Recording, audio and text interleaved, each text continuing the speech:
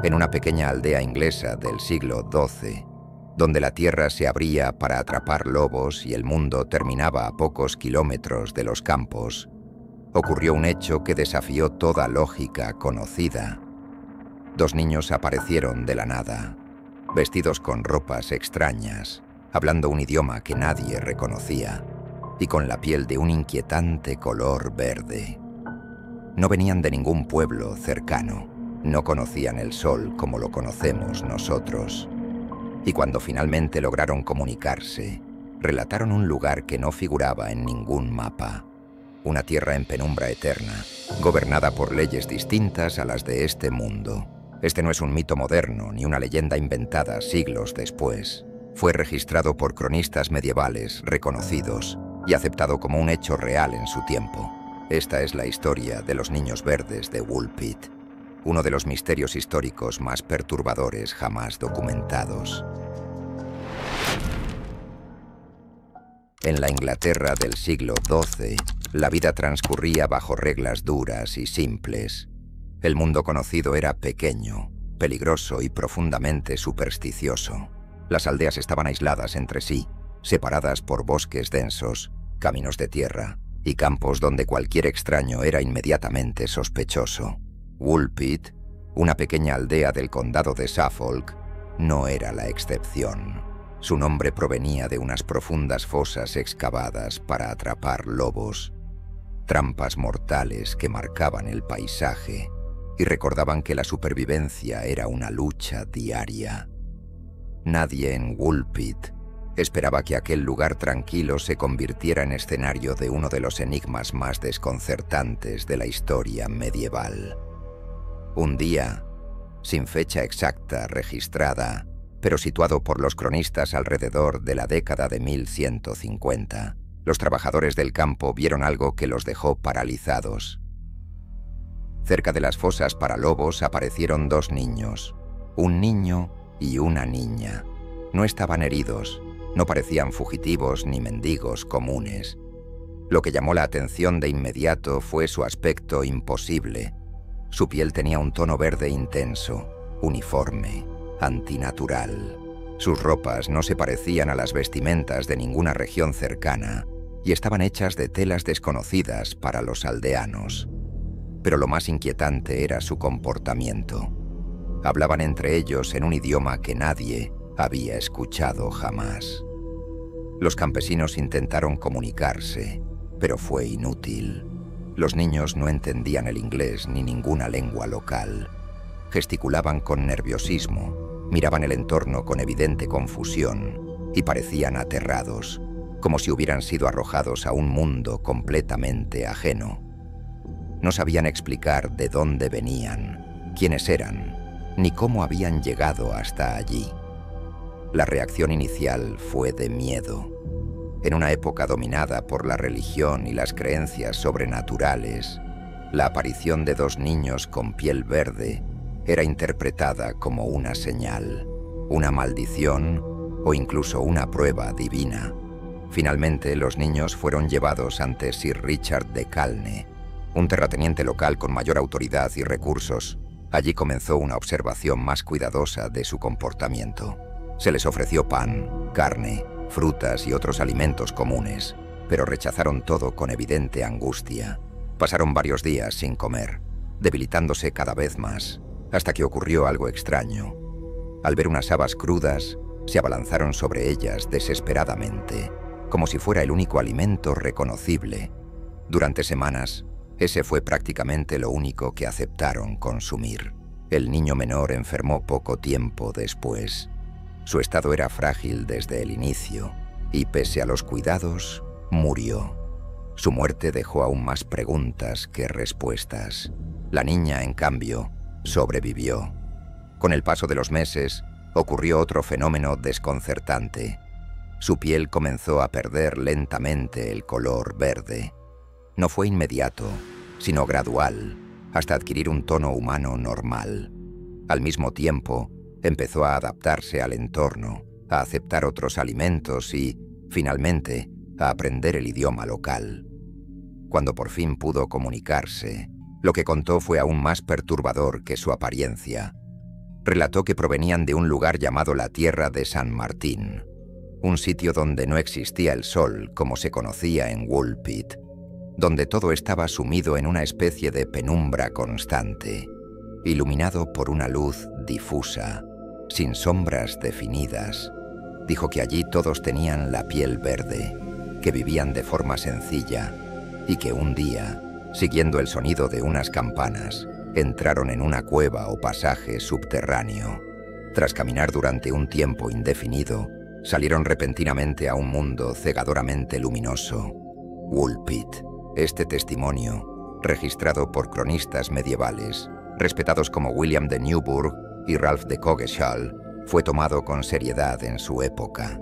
No fue presentado como un cuento popular, sino como un hecho real, digno de ser documentado. Y ahí es donde el misterio se vuelve aún más profundo. ¿Cómo explicar una historia así desde una perspectiva puramente histórica? ¿Quiénes eran realmente esos niños? ¿De dónde venían? ¿Y por qué su relato coincide en fuentes independientes? Nada de esto fue escrito siglos después.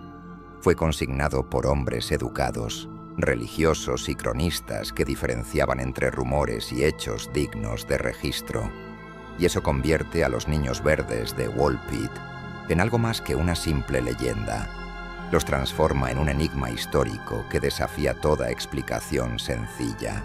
Con el paso del tiempo, el caso de los niños verdes de Woolpit comenzó a ser analizado desde una perspectiva más racional, aunque el misterio jamás llegó a resolverse por completo.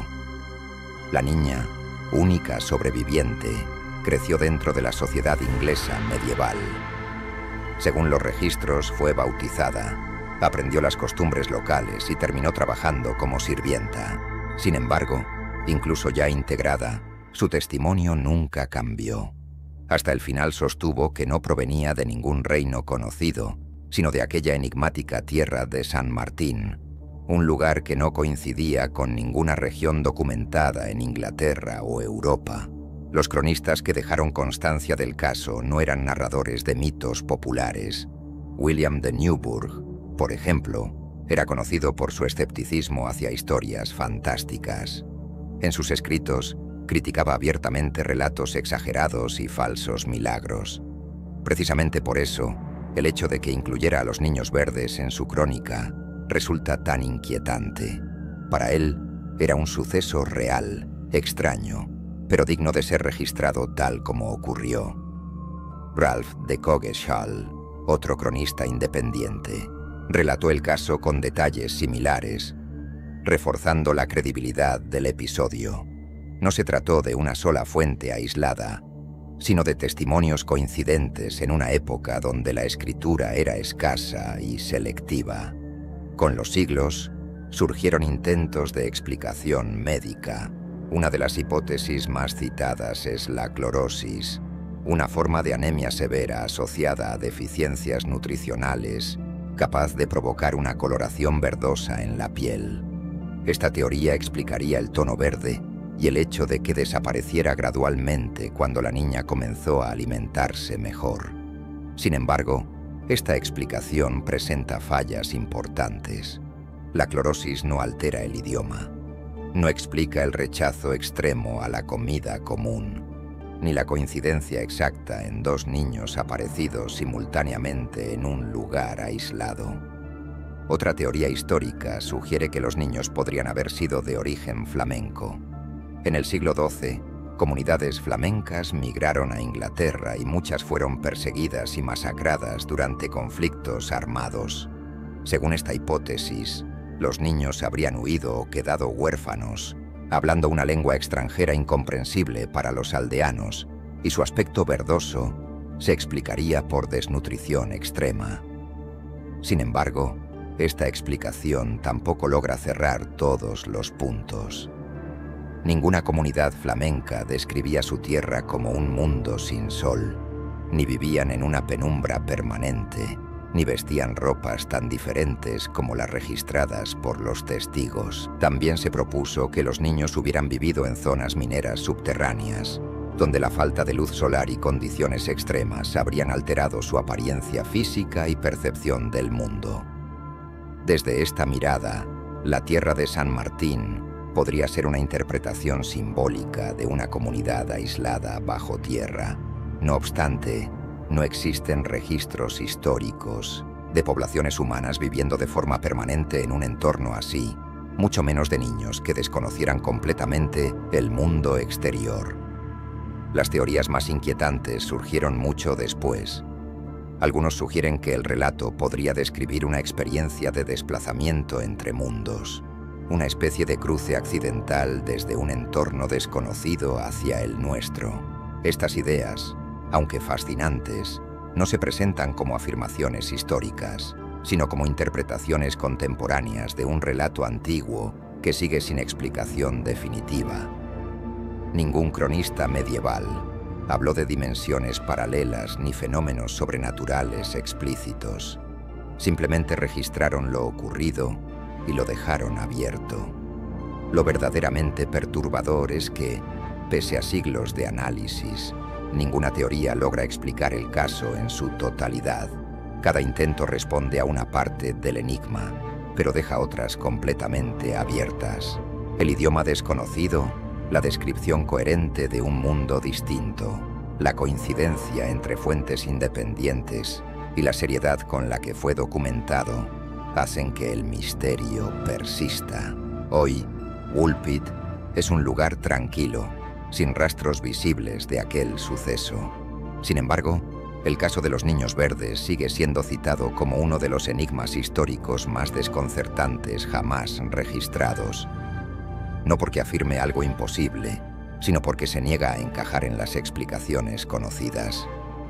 Es un recordatorio inquietante de que incluso la historia, con todos sus registros y documentos, guarda episodios que desafían nuestra comprensión, y quizás ahí reside su verdadero poder, en la incómoda certeza de que, hace casi 900 años, algo ocurrió en Woolpit, algo real, documentado y aún inexplicable.